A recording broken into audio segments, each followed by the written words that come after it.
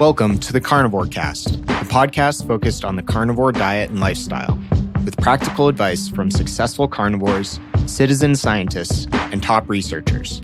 I'm your host, Scott Meslinski, and I'm here to speak with experts and experienced carnivores to get answers to your biggest and meatiest questions while helping you live your best life as a carnivore. If you enjoy the show, please consider supporting the Carnivore Cast on Patreon. By becoming a patron, you'll help us reach more people and continue to create content on carnivore. There are also exclusive perks available, such as private Q&As, consultations with me, and more. Become a supporter at patreon.com/carnivorecast. Check the episode description for the link. Thank you, and I'll see you there. Michelle Hurn at Run, Eat, Meet, Repeat is a dietitian and ultrarunner. Michelle was formerly a high-carb distance runner and is now improving performance and reducing her anxiety by prioritizing protein. She's also in the process of publishing a book advocating a low-carb, high-meat diet. Welcome to the show, Michelle. Super excited to have you. Yeah, thank you so much for having me on. I appreciate it. Of course. And we were chatting a little bit just now, and very excited to hear about your accomplishments as a high-carb distance runner and then what caused you to switch. And I was just Googling the time you mentioned of 2:45 marathon. Is it correct that that's a 6:17 mile pace? That's correct. Yes. Wow. Yes. That's so fast. I could definitely barely do that for 1 mile. So yeah, would love to hear a little bit more about your history competing and also your health before finding low carb. Yeah, absolutely. So, backing up even further, my journey definitely begins, my health journey begins, when I was 12 years old. I was actually diagnosed with a very serious eating disorder. I had anorexia, and I was hospitalized at that time at the age of 7 pounds. So really, really sick. For people who are science-minded, my BMI was 11.7. I had heart failure, kidney failure, really, really grim situation. So, at that point, I was in an inpatient treatment center for 60 days, 24-hour tube feeding system. And that was actually my first encounter with a registered dietitian. And, that was obviously a really rough time in my life. But, I'm very grateful that I was able to recover. I was able to, gain weight, get, strong enough to where I was able to start competing in sports again. And I discovered cross-country running. I discovered I really had a knack for it. And I just kind of fell in love with it. I loved the camaraderie of running, did pretty well in high school. And, beyond college, I just continued to run. I loved running, and I had seen throughout, my recovery how powerful nutrition was. How, I went from being a really, sick person to being able to gain weight and get quite a bit better. But throughout my life, I'd struggled with pretty severe anxiety, and I was told in recovery, eating disorder recovery, that this is something you're always going to struggle with. Like, you're always going to have really bad body dysmorphia. You're going to see yourself as much larger than you are. You're going to be anxious. You're going to obsess and think about food. But that's okay. That's just part of how you are now. And I'd kind of come to accept that as fact. Like, okay, this is maybe, something I'm going to have to deal with. And, like I said, I continued to run. I decided I wanted to be a registered dietitian. I wanted to help people with nutrition. Initially my goal was to work with young women who had eating disorders. And so I decided, after I ran only 1 year in college, I had a pretty bad stress fracture my sophomore year, and that, ended my collegiate running career. But I decided, I'm going to run marathons. I'm going to train, because I always love the longer distance stuff. Like, I was never very fast. My fastest mile is barely under 5-minute pace, which growing up in Texas, so many ladies now are breaking that 4:50 mark. But I loved going longer, like most definitely loved going longer. And so, throughout my 20s, as I went, finished school and went through the internship, I ran my first marathon. And I think I ran like 3 hours, 3:30 something. And it was the worst experience of my life. I'm never doing this again. But just like anyone listening who loves running, you take a few days to recover, and you're like, I think I could do better. And the whole sports nutrition, everything I learned about nutrition said that I needed lots of carbohydrates, especially as an athlete, right? Carbs before, carbs during, carbs after. And so I became very focused on, trying to find these superfood carbohydrates and what can best fuel my eating and my running. And that's pretty much how I ran through most of, like I said, my early 20s into my early 30s, as I followed a really high carbohydrate diet. And, I did okay. I did pretty well. I ran 12 marathons, qualified for Boston 12 times. In 2017, I ran a 2:54:34 marathon. And, I decided I really wanted to qualify for the Olympic trials in the marathon. Not the actual Olympic race. I'm no Shalane Flanagan or Kara Goucher, but I wanted to toe the line. So to do that, you have to run under 2 hours and 45 minutes. And so I was, putting in lots of miles.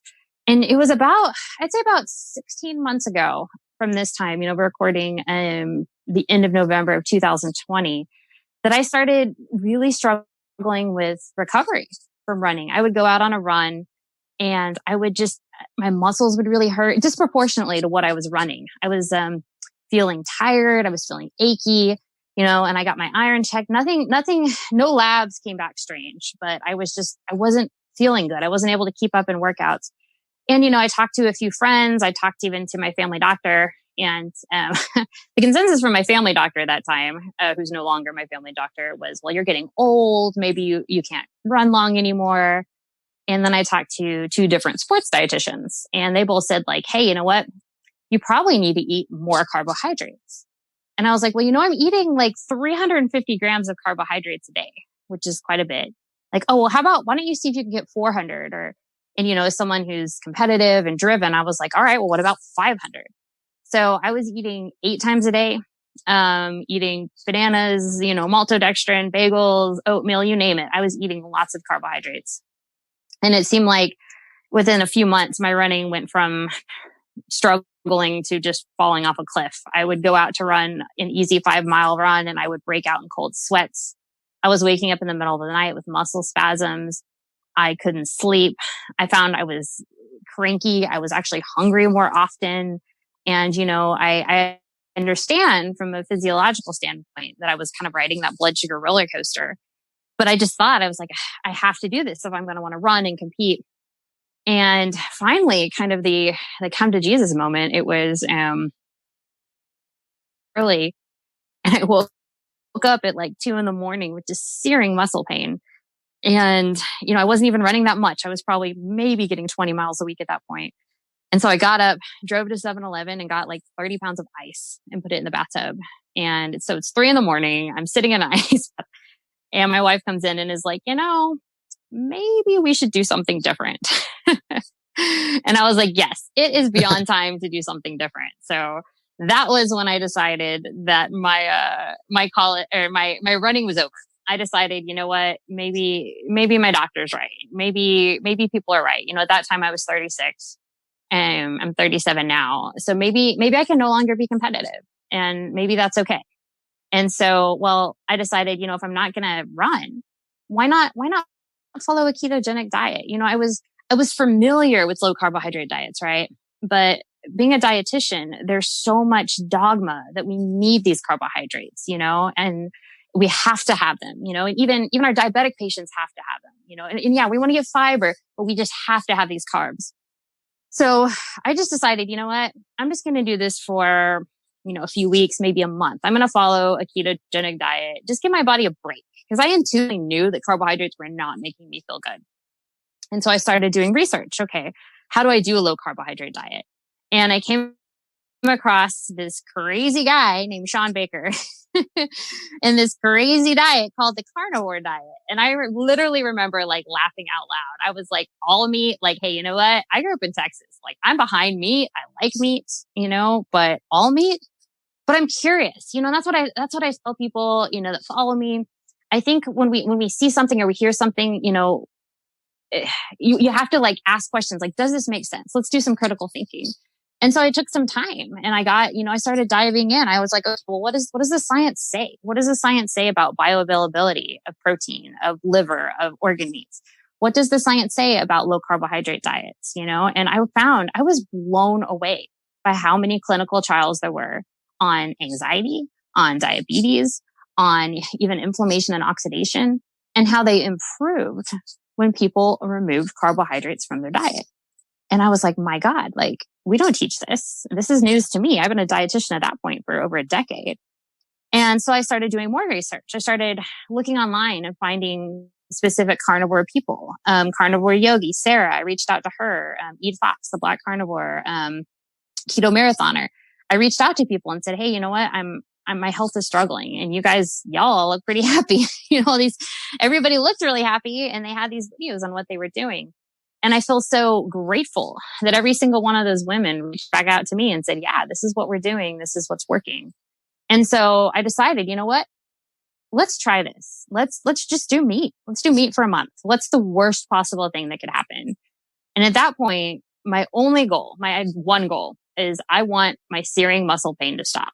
Because it was getting to the point, like I said, it was waking me up in the middle of the night. And I wasn't running anymore. I was literally debilitating. So I said, you know what if removing these carbohydrates, what if that removes some of the inflammation, and eating all this protein, what if that helps just rebuild some of my muscles? So that was my initial goal. It was going to be a, 3-week, maybe 30-day experiment. And then I kind of figured I would start going back to what I had been doing before. That's super interesting, Michelle. And thank you for being so vulnerable and sharing some of your childhood history as well. I didn't know that. And can you talk a little bit about, what you experienced over those first few weeks? What happened? What did it feel like? Yeah, absolutely. And, I definitely want to validate, when I decided I wanted to do this, I said, okay, you know what? I'm married, I'm in a relationship. So I sat down with my wife and said, hey, you know what? This is what I want to do. And from a history of having a very serious eating disorder, she was like, no way. You're not doing this. This is eating disordered. This is highly restrictive. This is not good. This is not a good idea. And, we fought about it. We argued about it. And finally she was like, you know what? You're an adult, do what you want, and you're going to quit this in a few weeks. And so I want to say I hear that argument. I often have people ask me like, doesn't this feel restrictive? And so I decided I would do that. Okay, let's just give it a few weeks. And at first it was odd. I have to be honest, like going from starting your day with, oatmeal and bananas to eating a pound of ground beef and butter. But something very strange happened about week 2. I remember being at work and we were at a meeting and it was going really long. And when my other coworker was like, oh, I've got to leave. I've got to get a snack. Like, I feel awful. Do you want me to get you something? And I was like, oh, no, I'm good. Like, I'll eat, we'll eat around noon or so. And she's like, Michelle, it's almost 2. And for the first time in my life, I wasn't hungry. Like I noticed when I ate, my energy was stable. I felt calm. And I had been dealing, like I said, with this severe anxiety since I was 12, since I had been, struggled with anorexia. I noticed too that my muscle pain felt a lot better. But at first I was like, well, I'm not running. But I was grateful. But yeah, my energy was better. I started sleeping. Around the 3rd week, I slept through the night. And that had been the first time that had happened in several months. And towards the end of the 3rd week, my wife actually said, hey, can you come sit with me for a minute? I said, okay. And she said, you know what? I have to be honest with you. I'm not sure if I like this way of eating yet, but this is the best your anxiety has been in the 11 years that I've known you. And that was after 3 weeks. So 21 days following a high meat, high fat diet. The person who's been with me for 11 years was like, this is night and day different. Like, I don't know what's going on. And that was kind of both of us were like, wow, this is incredible. And it almost seemed too good to be true.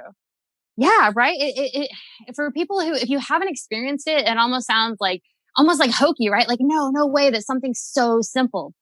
And so, before I had switched to this way of eating, I had started to dig into it. But then I wanted to understand, I had understood like the physiology, like, okay, I understand I'm going to get off the blood sugar roller coaster. My blood glucose is stable. I'm going to be utilizing fat for fuel. But I didn't understand, well, why is my anxiety so much better? So I really started diving in the work of Chris Palmer and Dr. Georgia Ede. And I started researching, neurotransmitters, like what is happening in my brain, right? And that's when I discovered the connection between saturated fat and amino acids and neurotransmitters in the brain. And it made so much sense that my poor brain, anytime we're taking in so many processed carbohydrates, we're actually shutting down our body's ability to utilize neuroplasticity. And what is that? I mean, in layman term, it's basically we're stopping our body from being able to cope with stress. And so here we are, in such stressful states. And when we're eating a lot of, carbohydrates, processed carbohydrates and seed oils, we're suppressing our body's ability to cope with stress. And I thought that's fascinating. That's that's not something that we teach in nutrition or dietetics. And so here I was, about a month out, feeling really good. My energy was better. I was a great employee at work. I was happy through the day, and just my life felt like it had shifted completely within a month. But then a major change came at the end of the month. My wife actually really enjoys reading time and solitude. And I had more energy. I was feeling great. She said, you're kind of annoying me. Like, why don't you go for a run? And I hadn't run in a month. I'd kind of given up the idea of running competitively or being able to really run that far anymore. And so I decided, what? It took me a minute, but it was like, what, Michelle, drop the ego. I can just run for fun. I can run because I can. Because at that point, I didn't think you could run on a low carbohydrate diet or run well. I knew you could run, but I was like, well, I'm not going to be able to run fast or run long. So I decided, like, what? I'm just going to go jog a few miles. It's been a while. Let's go jog. And so I left the house, and it was like everything clicked. I went for an hour jog. I mean, I easily went through an hour. I could have gone longer. And I came home, and me and my wife were both like, holy cow, like, what is happening? Like, all of a sudden my health was restored. And so we got really excited. My wife was like, wow, this is going to be great. You can run again. You can be a recreational runner, and you can go to the trails. We can go do these easy runs. And of course, the wheels started turning in my head in a different direction. So I did some research online, and I connected with Zach Bitter, who is the current world record holder in the 100-mile race. And he's actually, a low carbohydrate athlete. And I said, hey, will you coach me? And so long story short, Zach became my coach. And my wife wasn't super excited about the idea of running, because it's like, hey, trying to run a marathon almost destroyed my health. I'm like, how about I run an ultramarathon? How about 50 miles or 100 miles, So we decided we would take it day by day. We would see, can you do this? Can you run competitively on a low carbohydrate diet? So that was back in November of 2019 that we decided to start that process. And the goal initially was to be able to run a 50-mile race in May of 2020. That was the first goal. A lot of people ask me about how to make liver more tasteful and how to cook it or incorporate other organ meats on carnivore. Optimal Carnivore can help you do just that with their grass-fed organ complex. It was created by carnivores for carnivores. They start by sourcing 100% grass-fed organ meats from New Zealand, gently freeze-drying the organs and encapsulating them into convenient bovine gelatin capsules. Just 6 of these capsules a day is the same as eating an ounce of raw organ meat. I personally take these every single day, as does my wife. Even though we both eat liver and other organ meats, our ancestors would have eaten the whole animal. And this unique blend has 9 different organs, including beef liver, brain, thymus, kidney, spleen, etc. And I think it's great to get a daily dose of these organs when you can. So it covers all your bases, whether you're at home or traveling. What's also cool is they plant a tree for every product sold, which helps the environment. So visit www.optimalcarnivore.com/carnivorecast and use the code carnivore10 to receive 10% off your purchase. Thanks, and back to the show. Yeah, that's incredible. And how much, Michelle, do you think, because I'm sure like if someone was skeptical listening to this, they'd say like, oh yeah, well, maybe she just needed rest. How much of it do you think was like taking time off from running versus changing your diet and having more meat and getting rid of some of the carbohydrates, especially processed ones? Yeah, no, that's a great question. And I totally validate being skeptical. I actually think being skeptical for most people means you're intelligent. You're asking questions. You're not just kind of blindly believing something. So certainly throughout, I would say I had periods where I would take a week off or several weeks off when I was a high carbohydrate athlete. In 2018, I actually took almost a full month off because that's when I first started kind of dealing with some of this muscle pain and muscle spasms. Because I thought, if I just rest, if I just, give my body a chance to heal. And that was actually one of the big problems of, why my marathon training of 2019 leading into 2018 was I couldn't recover. I ended up having to go, you would usually work out and the next day you might do an easy run. Well, I'd do a workout and I would have to take a full day or two off. So I was actually taking quite a bit of rest time. Yeah. And, I ended up, I understand now that it wasn't just, I think it was a lot of different things working together. Cause I think what was happening was I was taking in carbohydrates and I was eating a lot of quote unquote healthy whole grain. I was eating a lot of oatmeal. It wasn't like I was, eating, 9,000 calories of pasta. Is a lot of those carbohydrates. This is another thing we don't teach in nutrition, or we do a very poor job if we do kind of gloss over it, have things that really bind vitamins and minerals, things like, phytates. I ate a lot of oatmeal. Well, what's in oats and grains and seeds? Something called phytic acid. Well, what does phytic acid do? Well, it binds to iron and calcium. So here I am, eating all this oatmeal, eating all these potatoes, and it's binding to a lot of the minerals that, I need for my body to function optimally. So unfortunately, I was eating so many of those carbohydrates. I think it really crowded out a lot of other things too, because I did eat meat. People ask me, well, were you vegan or vegetarian during this time? No. I mean, we ate meat every night.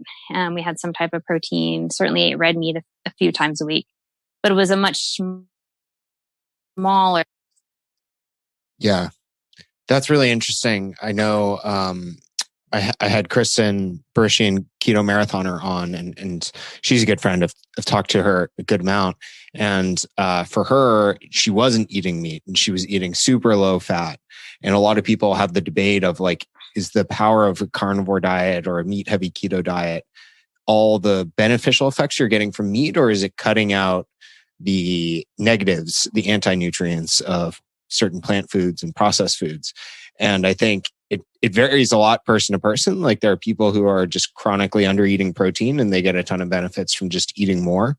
And then there are folks who are eating so much of plant foods, former vegans, vegetarians, high volume cardio type athletes, as well, who are eating so many carbohydrates that, it seems like the anti-nutrients can be the bigger factor there. Yeah. I agree 100%. And I would say, I think it would almost be impossible to tell, one of the chapters of my book is plants versus animals. And that actually has the most works cited. I think I have 61 clinical trials in there where it's just shocking because, most of us, if you're, even if you did a Google search on like, what's a good diet, you're always going to see like, oh, eat lots of fruits and vegetables. And, I was taught as a young dietitian, like people can never eat too many vegetables. You can, always eat as many vegetables as possible. And what we're finding is, a lot of vegetables are actually quite damaging to the human body. We have a species specific diet. I like to tell people, you want to think of the human body as like a supercomputer. It needs the correct input to give out the correct output. And I think it's easier to understand too. We have a lot of animals in my house. We have chickens, we have a dog, we have a tortoise. But thinking of the tortoise, like the tortoise has a very specific diet. It has specific leaves it can have. It has leaves it can't have, right? And can the tortoise live if we fed it other things? Probably, but it's going to get sick. And humans, like we know that humans have survived off all kinds of terrible diets. I mean, there's a study where a guy lost weight for eating just Twinkies for 30 days. But what happens is we actually, we're designed to run off meat and fat. The human body can take in and utilize and absorb the nutrition from meat and fat so well. It's kind of like, people will argue this point, like, well, I can eat a plant-based diet because, I can get my iron from spinach, or I can get my calcium from kale. I love to use spinach. Spinach is a great example because, let's say spinach has, 6 milligrams of iron per cup, but your body can only utilize 1.7% of that amount of iron. That would be like if I was writing you a check for $1,000 and I have $17 in my bank account. You're going to be very disappointed when you go to cash that check. Like it doesn't add up. And we don't show bioavailability on nutrition labels, right? And so I was talking when I was talking with Zach Bitter about this. We both agree that protein is the most underutilized nutrient in the endurance community. Runners when you're done running, people want to pound the bagels and bananas and pancakes, but it's not like, hey, let's go eat some burger patties, right? As a species, humans, Iron deficiency is the largest deficiency worldwide, the largest mineral deficiency worldwide. 25% of the population is deficient in iron, but what are we doing? Are people routinely eating liver and ground beef and, I guess liver and organs are probably the most dense source. No, we're not. We're eating a lot of these processed foods. So it's really interesting to me that my health was restored to the degree it was. It was restored to the point where I went from I can't run at all to, we were talking a little offline. I competed my first ultramarathon this past November. Supposed to happen in May, but COVID canceled that. I had one scheduled in October, but COVID canceled that. So I was actually able to do a 6-hour race in November 7th. And so I covered 44.63 miles in 6 hours. That's an 8:04 pace for 6 hours in a row. And if you had told me I'd be able to do that 16 months ago when I couldn't run 2 miles without breaking out in a cold sweat, I would have told you you were nuts, But what happens, the human body has a tremendous capacity to heal. This would be my message to anybody who's skeptical or who is they've tried every diet in the book, or this just sounds like another fad diet. When you provide the human body with the nutrition that it's supposed to have, that species specific diet, right? And you're not putting in a lot of the things that it's not supposed to have. It just, your body and your brain have a tremendous capacity to heal. So I'm grateful. And yeah, I'm grateful for podcasts like yours that are just, getting the word out and spreading information. So I feel very blessed. I feel very lucky. Yeah, thank you. Absolutely, Michelle. And I feel very lucky to have you on today, and thank you for sharing your message. This is awesome. And so I'd love to hear a little bit more about, your athletic goals and your training. Sure. What are you hoping to accomplish now, with your running? And, maybe, after that, it would be great to talk a little bit about more of the intricacies and the day-to-day of your diet. I know sure. Zach Bitter has some carb ups and uses carbs strategically around the volume of his training. Of course, I would say his diet is, by my definition, carnivore. He eats mostly meat, and he's running ultra marathons. So if he wants to have some sweet potatoes every once in a while, go for it. But yeah, curious, one, what your athletic goals are, and two, what kind of your daily diet and maybe how you periodize it.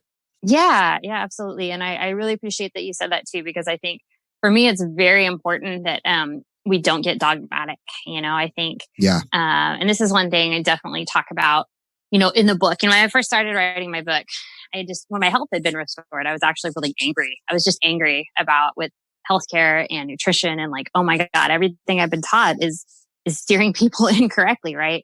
But as the process went on, I really came back to okay, people need hope, and people need, accurate fact-based information. So let's give people that. And I do believe there's room for nuance. I believe the foundation for everybody is very similar, right? Meat, fat. But I do think a lot of people are able to tolerate small amounts of plants really well. Some people don't. Some people have severe autoimmune issues and they thrive, just carnivore, purely meats and fats, zero carb or no plants.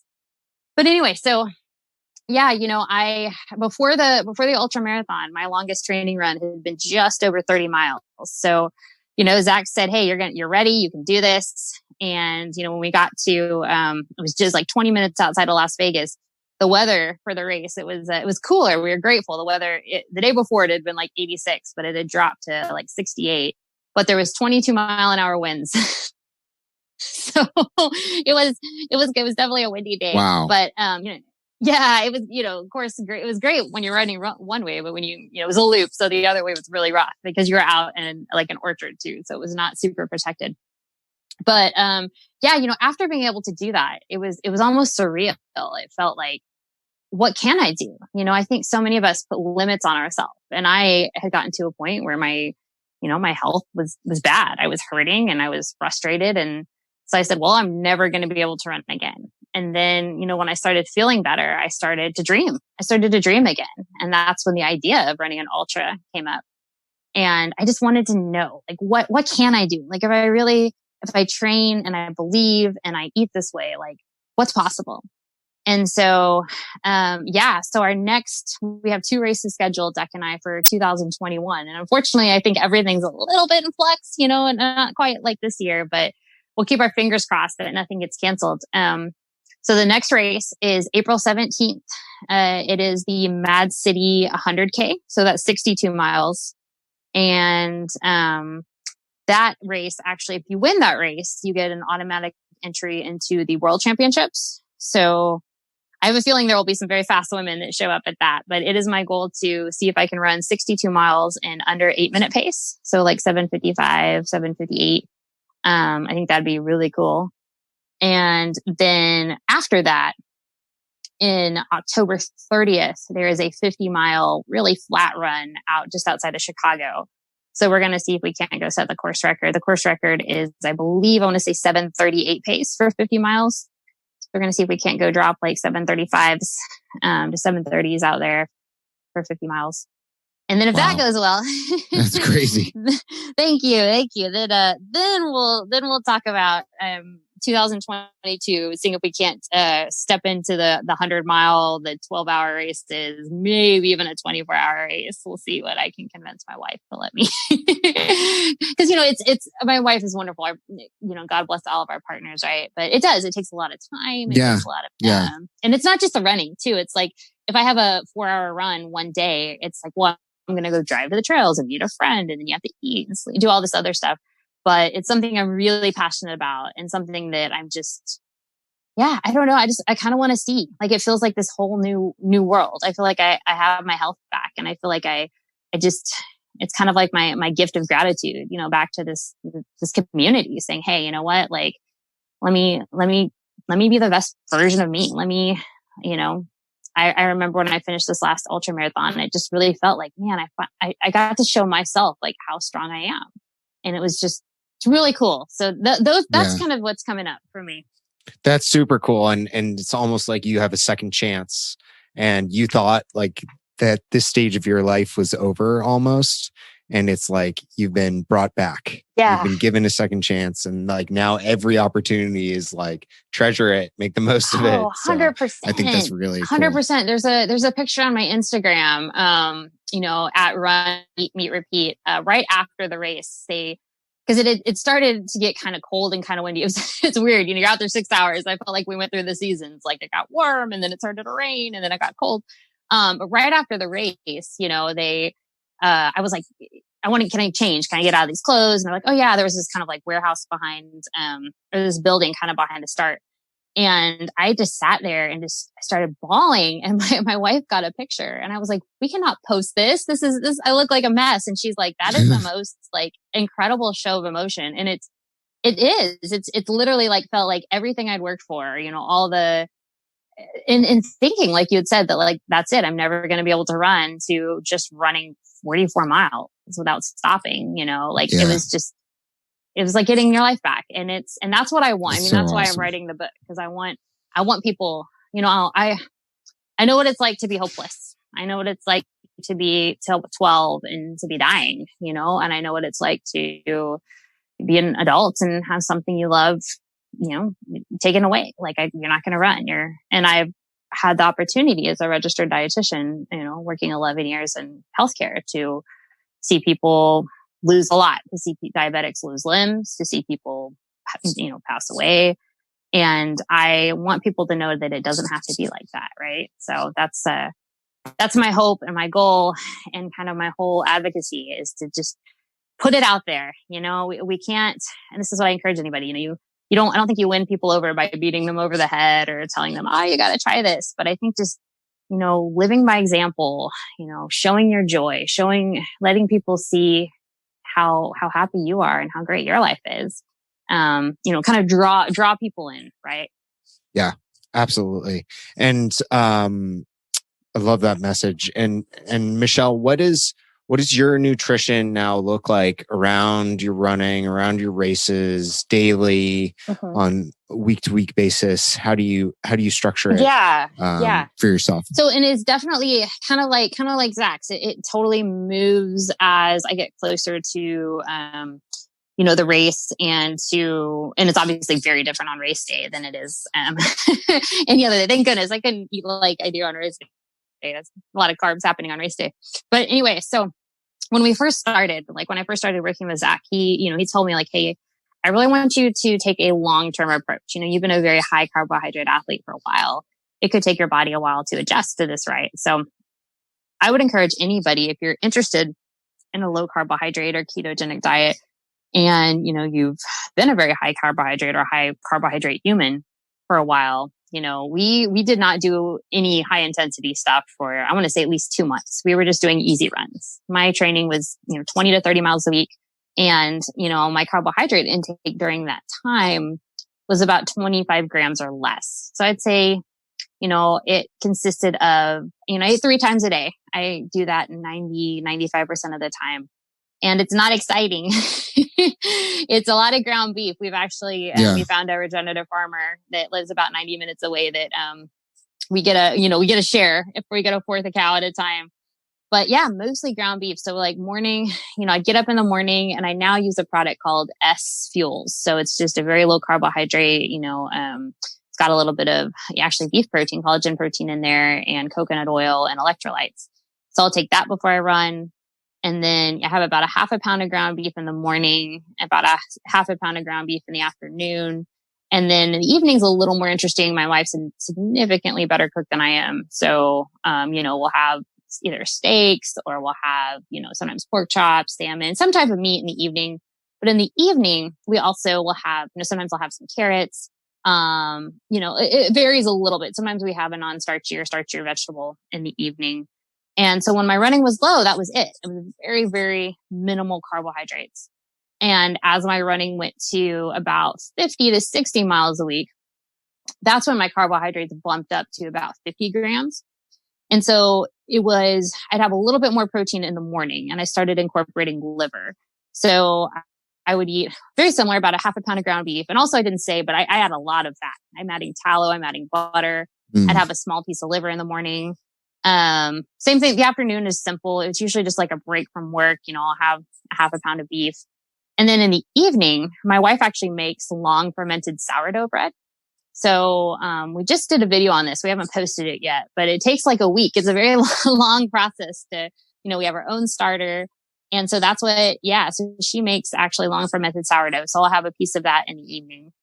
And so, significantly, it gets up to about 2 pounds of meat a day, sometimes 2.5, depending. And then the only thing that changes, when my training got to about a little over 80 miles a week, I just added in an additional piece of the long fermented sourdough and I had a little bit extra fat. So, my carbohydrate intake, even when I was, training over 80 miles a week, was still a little under 100 grams of carbs a day. So wow, not very much, very different than my, 500, but my protein intake was significantly higher. And I believe and understand that is what the shift was I was finally, and like you said, and potentially was it also removing some of those anti-nutrients? I'm sure it was. I just got labs done after my race actually, and my ferritin and iron is like way better than it's been.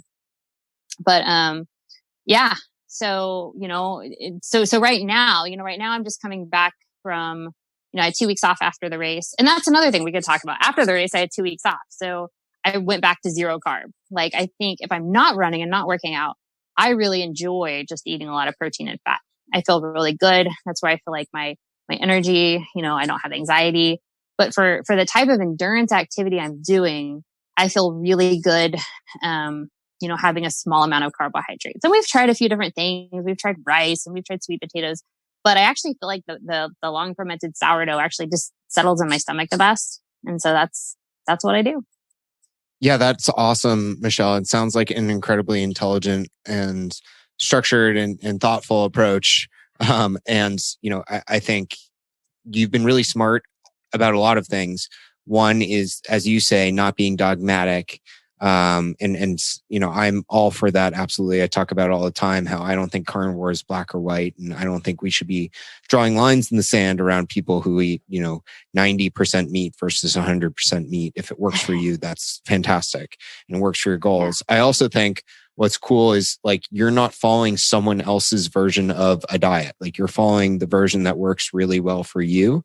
Like, just at the end, you saying there, like, the fermented sourdough works better for you than like rice or sweet potatoes or like fruit or other carb sources, and you've tried those. And like, someone else might say like, oh, well, so-and-so said that if I have carbs on a carnivore diet, it has to be honey, or it has to be fruit, or it has to be squash, or I know whatever. exactly who you're talking about. Yes. And you just like, and I think what's even funnier about that is like, the people who advocate those like carb sources wouldn't even say, if you ask them, no, you have to have these sources. It's just people interpreting what they say as like, these are the only allowable sources. So I like how you've kept an open mind about that and tested, and just really awesome to hear like that it's working so well for you.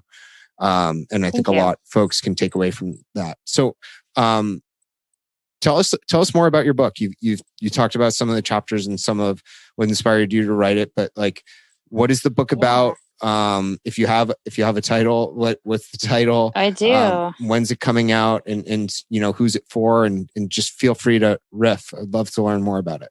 Yeah, thank you so much. So the book is called The Dietitian's Dilemma, because that's what I had when I got my health back, was what do I do if everything, you know, I'm doing the opposite of everything I was taught, and I've restored my health and I finally have food freedom. Like, I'm not worrying about food, obsessing about food. And for the first time in my life, I'm not experiencing body dysmorphia. Like, what do I do? You know, do I continue to just practice in the clinic? Because, you know, I've shared on some other podcasts, you know, as a dietitian, I'm not allowed to teach a low carbohydrate diet. Like, I could get in trouble in my hospital telling a diabetic they need to eat less carbs, because it just doesn't align with the Academy of Nutrition guidelines. And I'm very excited that, you know, the Academy, or the diabetes, people are starting to move that way. But we have a long way to go with the Academy of Nutrition, which is the governing board of all dietitians. So my book, it goes through several disease states. Diabetes, mental disorders, including like major depression, anxiety, bipolar disorder, eating disorders, sarcopenia, which is muscle wasting, and heart disease. And those are all diseases that I felt I could speak really well on. And, you know, that I'd seen in my own clinical practice, obviously that several I had dealt with personally. And those were disease states that I felt like the clinical trials were there. And, you know, this is also something I didn't want to say, like you said, this isn't black or white. I'm going to ask a lot of questions. Like, does it make sense that we feed, you know, currently our psychiatric population, I've worked in 2 different psychiatric facilities. The amount of sugar they're getting a day is between 38 and 42 teaspoons of sugar. Does that make sense? Is that what we want to feed our population? That's what the standard American guideline says we should do.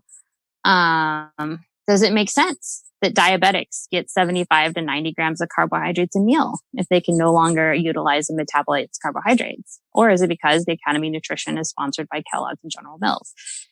So I'm going to ask questions, right? And present some really interesting evidence, of why this approach could potentially work. And I expect some pushback. I expect people to get angry, to get frustrated, and that's good. You know, that means you're thinking. You know, we have some dogma specifically around the area of eating disorders. You know, all foods can fit. We want to accept all foods, right? But we're going to ask a really tough question. If certain things, donuts, cookies, whatever, if those are harmful to my body and my brain, and if those trigger me to, you know, have really negative thoughts and set me up for bad behaviors, are those really food?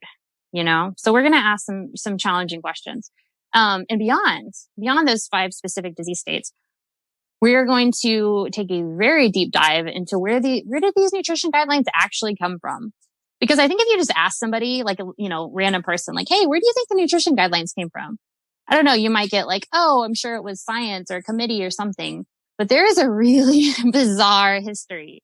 It is amazing how profoundly bad. It sounds like you can't make it up. It's religion, it's politics, it's corporations. And so we're going to go through step by step, because I think people really need to understand, like, where is this actually coming from? Because if you can see like, whoa, this is who's putting this out, we're going to ask a really difficult question. Is this really designed for health? And of course, you know, my premise is no, it's not. And then we have a whole chapter on plants versus animals, because there is a narrative right now that everybody can operate on a plant-based diet, and that's good for the environment and it's good for our bodies. So we're going to look and see, like, what does the evidence actually say around that? And then the final chapter is interesting. I've had a lot of people reach out and ask me, like, wow, what do you eat to run? Like, people are really interested in that. So I just have a really short chapter on, like, what I eat to run and, some of my training stuff. So that'll be kind of fun. And I've got 20 testimonies.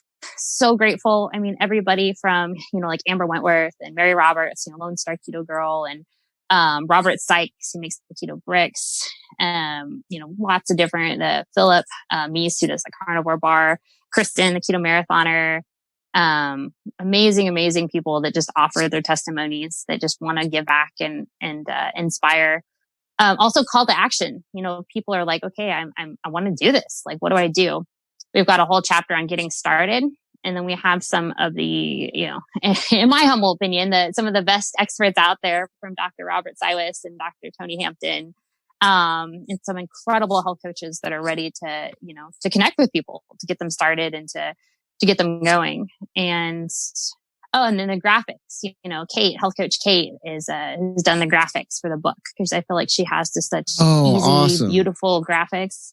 Yeah. And then if you're familiar with, the paleopharmacist at Nevada Gray. Yeah, Nevada's she's writing the best. She's writing the foreword. So her and I have become really good friends through this process. And I cannot think of a more incredible human than her story with, overcoming quad equina syndrome. Yeah. I only had seen that once in my entire career, in the hospitals, an individual young lady actually with quad equina.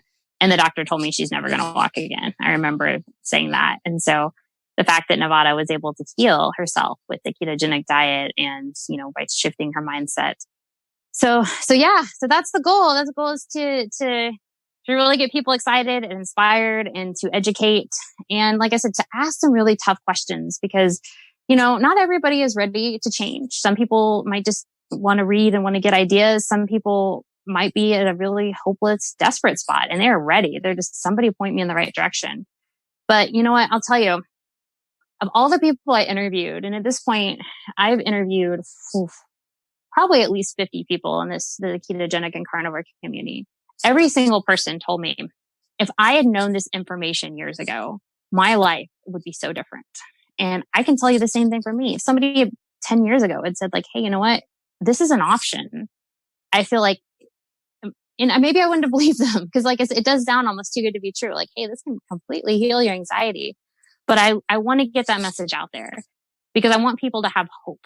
And I've been on the other side. I've been in the hospital. I've seen people give up. I've seen people pass away, right? So I want people to know, kind of like we said at the very beginning of this conversation, when you provide the body with the right nutrition, the body and the brain, and you remove, things that aren't going to be healthy for it, your body has a tremendous capacity to heal.